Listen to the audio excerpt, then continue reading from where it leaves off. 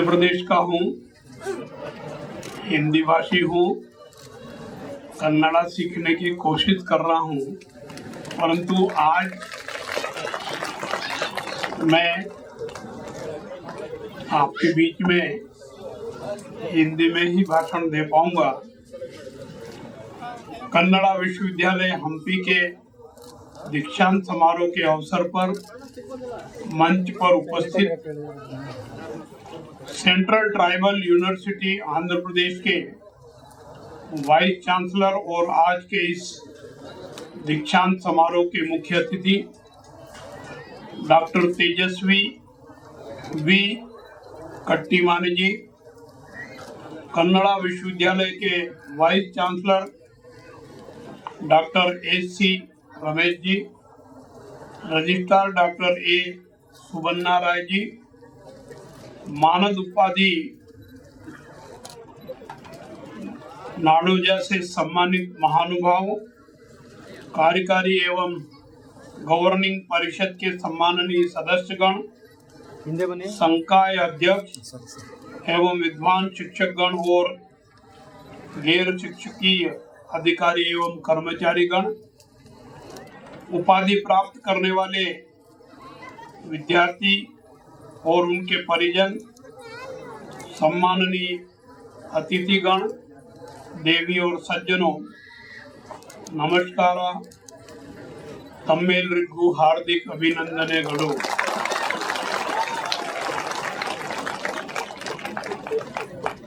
मैं आज विश्व प्रसिद्ध धरोहर एवं धार्मिक तथा ऐतिहासिक नगरी हम्पी और इस कन्नड़ा विश्वविद्यालय के दीक्षांत समारोह में आकर के अत्यधिक प्रसन्न हूँ। मैं आप सबका हार्दिक स्वागत करते हुए अभिनंदन करता हूँ। आज हमने 3 महानुभावों को उनके विशेष कर्तव्य करने के कारण भिन्न भिन्न क्षेत्रों में जिसमें उनकी रुचि है, कर्तव्य निष्ठा से, ईमानदारी से, कठोर परिश्रम करके जन सेवा का कार्य किया है, मानवीय सेवा की है, ईश्वरीय कार्य किया है। इसलिए हमने उनको मानद उपाधि से सम्मानित किया है। ऐसे आदरणीय श्री चन्ना बसप्पा जी, डॉक्टर भाग्यम स्वामी जी और प्रोफेसर टी.वी. वेंकटाचला जी शास्त्री का मैं आप सबकी ओर से हार्दिक अभिनंदन करता हूँ, स्वागत करता हूँ और उनको बधाई देता हूँ। उनके कार्यों को मैं नमन भी करता हूँ। आज जिन विद्यार्थियों को शिक्षा पूर्ण करने पर डिग्री दी गई है, उपाधि उपलब्ध कराई गई है, उनको भी हार्दिक बधाई देता हूँ, शुभकामनाएं देता हूँ, उनके उज्जवल भविष्य की कामना भी करता हूँ। आज जिन छात्रों को उपाधि प्राप्त हुई है, एक तरह से शिक्षा पूर्ण करने के बाद उनको अपने जीवन में अच्छी राह तय करके आगे बढ़ने की कोशिश करने का अवसर है। आप और हम सब जानते हैं कि अपना देश युवाओं का देश है। देश की लगभग 60-65% आबादी 33 साल से कम उम्र के युवाओं की है और हम सब जानते हैं कि युवा देश का कर्णधार है। युवा देश के विकास का आधार है और युवाओं को सद्मार्ग पर चलकर कर्तव्यनिष्ठा और कठोर परिश्रम करके देश हित में, जनहित में मानवीय कृत्य करने की आवश्यकता है। डिग्री प्राप्त करने के बाद उस डिग्री प्राप्त होने से जो लाभ आपको मिल सकता है, जो कारोबार आप करना चाहते हैं वो कारोबार करें, परंतु कारोबार करने के साथ ही साथ आपके आचार विचार संस्कार में मानवीयता की आवश्यकता है। आप मानव सेवा की ओर अग्रसर होने का प्रयास करेंगे तो आपका जीवन सफल होगा। और जिस प्रकार से 3 महानुभावों को, 3 महापुरुषों को इतने सब लोगों के बीच में सम्मानित किया गया है, आपको भी इस प्रकार से सम्मानित होने का अवसर प्राप्त हो सकता है। मैं सोचता हूं कि हर व्यक्ति अपने जीवन में सम्मान प्राप्त करने का प्रयास करता है और जो लक्ष्य तय करके चलता है, एकाग्र होकर के उस काम को करता है तो उसको सफलता मिलती ही है। भारत सरकार ने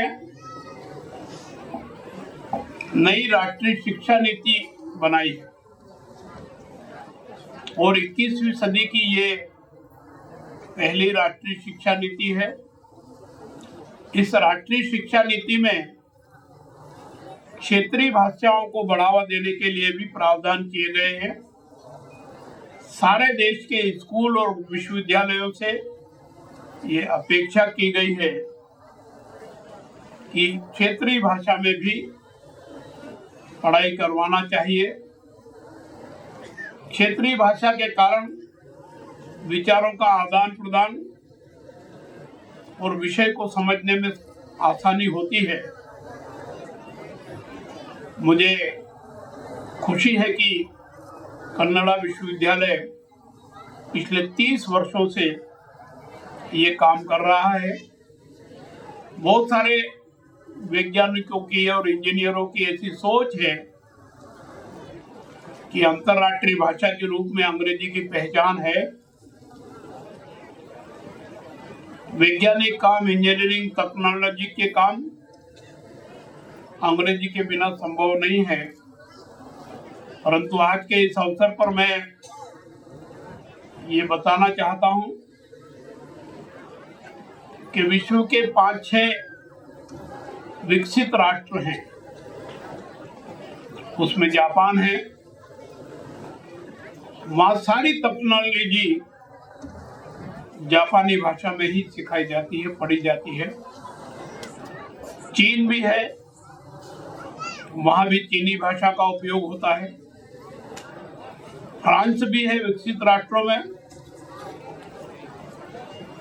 फ्रांसीसी में होता है, फ्रांस भाषा में जो उनकी है उसमें होता है। और जर्मनी भी है, तो जर्मनी भाषा में वहाँ की पढ़ाई होती है।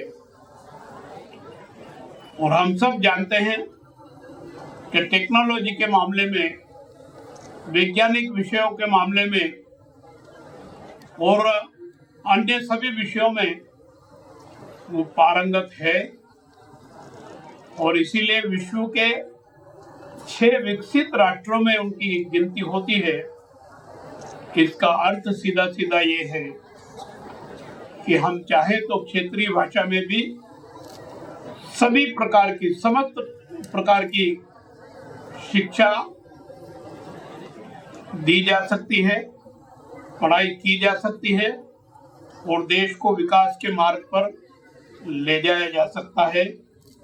मैं इस अवसर पर इस विश्वविद्यालय को बधाई देता हूं, शुभकामनाएं देता हूं। आज हमारे सामने भारत को विकसित राष्ट्र बनाने के लिए अनेक चुनौतियां हैं। उन चुनौतियों का सामना हम अवसर के रूप में करके भारत को विकसित राष्ट्र बना सकते हैं।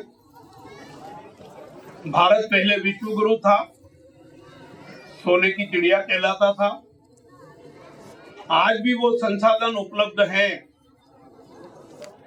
आवश्यकता है सरकार की भिन्न भिन्न योजनाओं में उनका लाभ लेकर के आत्मनिर्भर भारत बनाने की कोशिश करना। अनेक योजनाएं हैं, उन योजनाओं का उल्लेख मैं यहाँ करूं इसकी आवश्यकता नहीं है। उन योजनाओं का लाभ लेकर के हम नौकरी की तलाश में घूमने की बजाय दूसरों को नौकरी देने वाले भी हो सकते हैं, कारोबारी हो सकते हैं, उद्योगपति हो सकते हैं, कॉरपोरेट जगत में आगे बढ़ सकते हैं। आज के इस अवसर पर जो पढ़ाई करके जा रहे हैं उनसे मैं आग्रह करूंगा कि वो सही मार्ग पर सोच समझकर आगे बढ़ेंगे और देश हित में काम करेंगे। मुझे ये भी जानकारी मिली है कि इस विश्वविद्यालय द्वारा अपने आसपास के 5 गांवों को एडॉप्ट करके, अपना करके, गोद लेकर के उनका समग्र विकास करने की कोशिश की जा रही है। इस काम के लिए मैं कन्नड़ा विश्वविद्यालय की प्रशंसा करूंगा और उनसे और आग्रह करूंगा कि देश और दुनिया में जो पर्यावरण सुधार के उपाय चल रहे हैं, इस विश्वविद्यालय परिसर में भी ऐसा प्रयास करें, हरा भरा वातावरण बनाने की कोशिश करें। मुझे एक जानकारी और मिली है कि विश्वविद्यालय के दीक्षांत समारोह से भिन्न रूप में आयोजित कन्नड़ा विश्वविद्यालय का यह अक्षर त्योहार है। इस अक्षर त्योहार की प्रादेशिक परंपरा को दर्शाने वाली कोशिश है। मैं इस बात के लिए भी इस विश्वविद्यालय की प्रशंसा करता हूं। विश्वविद्यालय 30 वर्षों से लगातार सक्रिय गतिविधियां संचालित करने में सफलता प्राप्त कर रहा है। मुझे विश्वास है कि आगे भी इस प्रकार से सफलता प्राप्त करता रहेगा। वैसे भी कन्नड़ा विश्वविद्यालय देश में प्रसिद्धि प्राप्त है।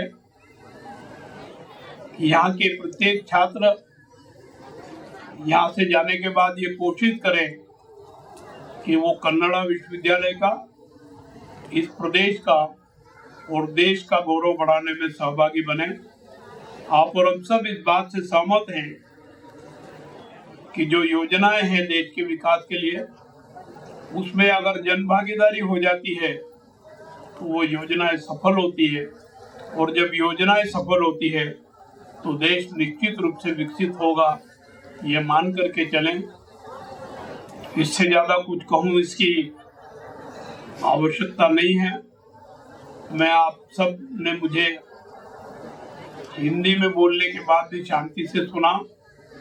मैं आप सबका आभार व्यक्त करता हूँ, आपको धन्यवाद देता हूँ।